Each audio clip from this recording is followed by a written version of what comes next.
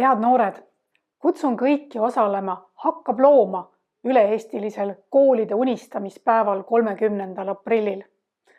Maailmas on turbulentsed ajad ja paljudel on ju küsimus, milline on Eesti tulevik. Selleks, et näeksime tänasest kaugemale, on ju vaja unistada.